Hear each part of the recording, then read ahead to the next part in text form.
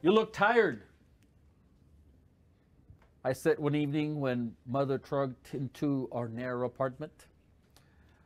It was already dark, and she had put in a long day working 2 jobs. Guess I am, she said, as she collapsed into her overstuffed chair and kicked off her shoes. With a smile, she asked, "What did you learn in school today?" No matter how tired she was, we were still up when she got home. Mother always asked us about school.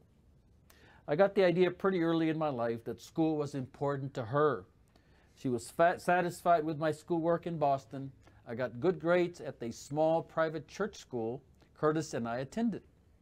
Mother thought that place would give us a better education than the public school. But when we moved back to Detroit in 1961, I found out that we had been mistaken. The 5th graders at Higgins Elementary School knew so much more than I did, they left me in the dust in every subject. There was no doubt in anyone's mind that I was the dumbest kid in the whole class. I felt stupid from the top of my head to the bottom of my sneakers.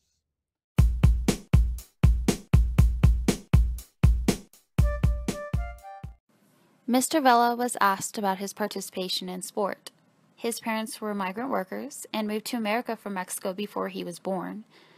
In the summer months, he traveled to northern states to work in the fields and helped earn money to support his family. So, how did his culture and ethnicity affect his participation in sport? Well, Jesse stated he always made time to play because he enjoyed being outdoors. Although he worked to support himself and his family, he trained on his off time and participated in most sports offered at his school, which include basketball, baseball, and football. In his youth, sports were not offered at the small Catholic school he attended, but once he moved to public school in middle school, he was eager to participate in all the activities that were offered. One of the few black kids in the school.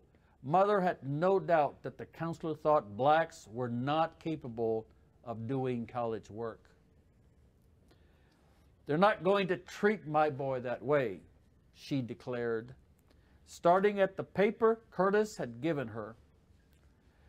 "What are you going to do?" I asked in surprise. I never imagined that anyone would argue with a decision made by school authorities.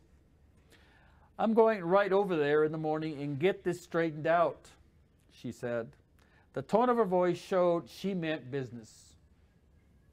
That evening, Mother told us what had happened. I said to that counselor, "My son Curtis is going to college. I don't want him in any vocational courses." Then she put her hand on my brother's head. "Curtis, you are now in college prep courses."